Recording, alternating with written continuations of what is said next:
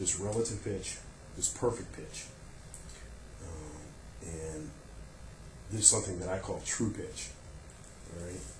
Now, the terminology is different. So you have guys that tell you that you can learn perfect pitch, you know, or you have people saying, you know, such and such has perfect pitch, or, you know, such and such has natural pitch or absolute pitch, or, you know, there's all kinds of different terms. But really it breaks down to one of three things.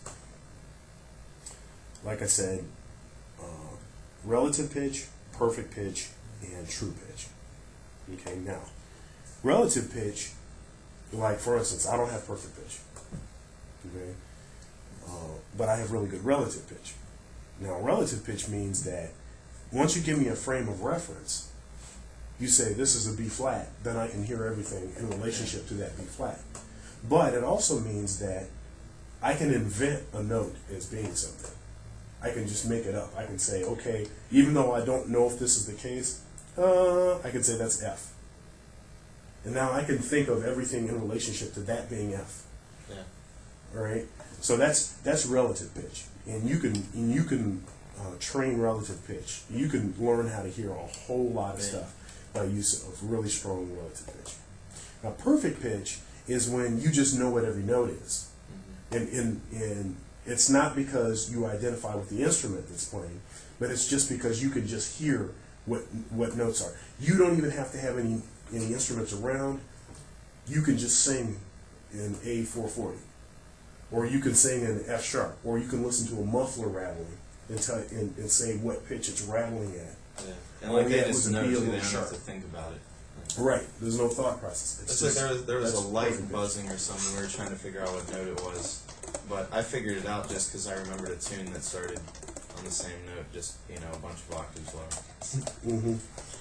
And now, so that's perfect. Now, with perfect pitch, it's possible that a person has perfect pitch, but they don't know it, because, say for instance, they have perfect pitch, but they've never used that for anything, or they just don't know what it is. Or they have perfect pitch, and maybe they are a musician, but they have to spend some time working on certain things so that the perfect pitch is actually effective. Okay, now that's possible. Now, then there's something called true pitch. True pitch. Now, I also have something called true pitch. And that is, anytime any saxophone, flute, clarinet, in particular instruments that I can play, and I'm starting to be able to hear trumpet notes too, any of those notes, and in particular on stringed instruments, I can hear obviously when there's open strings being played, so then I know what the pitch is, right? Just by process of deduction. Yeah, that's like if someone plays a D on the saxophone, you know what it is. Okay. Now, on saxophone, flute, and clarinet, I can hear every note. It doesn't matter where it is, it doesn't matter who's playing it, I can hear every note.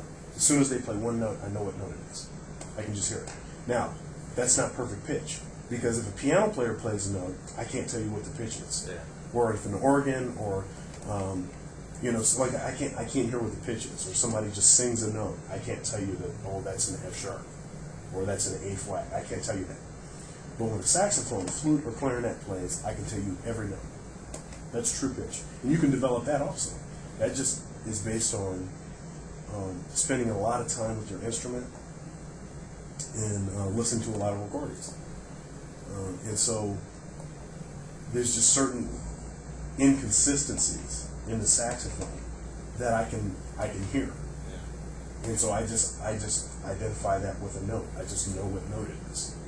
Now, do I know what note it is in relationship to concert pitch? No. So the person could actually be playing out of tune. So I can still tell you what fingers they have down. I can tell you what note they think they're playing. So it's totally not based on a fixed set.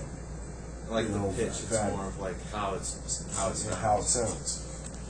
Now, sometimes perfect pitch can actually be a hindrance.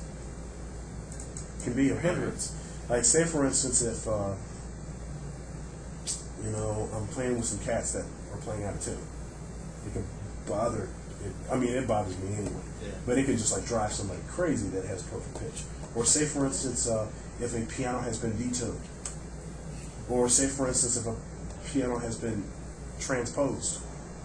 A person with perfect pitch knows that B flat sounds like this. Yeah. And so if B flat is sounding like A flat, that'll mess them up. It's like the keyboards they can transpose. Yeah, right. It's like, oh, what is this? This is a foreign instrument. I can't play this. You know, it becomes like that. So anyhow, it's just a philosophical thing. But you know, there's all these programs that say that they can teach you perfect pitch and everything else. No, Yeah, I doubt it. you can't. Probably You can't genetic. learn. It is genetic. You can't learn perfect pitch. Yeah. Can you improve perfect pitch? Yes, but you have to already have it to improve it. Yeah. Can you learn how to memorize a note, a sound, memorize a note? Can you learn how to memorize a note so that you always have a frame of reference? Yes, but is that perfect pitch? No. All right. See, a person with perfect pitch without trying to memorize a pitch always knows what notes are. Yeah. They just always know it. And they don't have to think about it. They don't have They to don't count think like about it. spaces or anything. Nope, they don't have to think about that. Okay, so anyhow, that's that.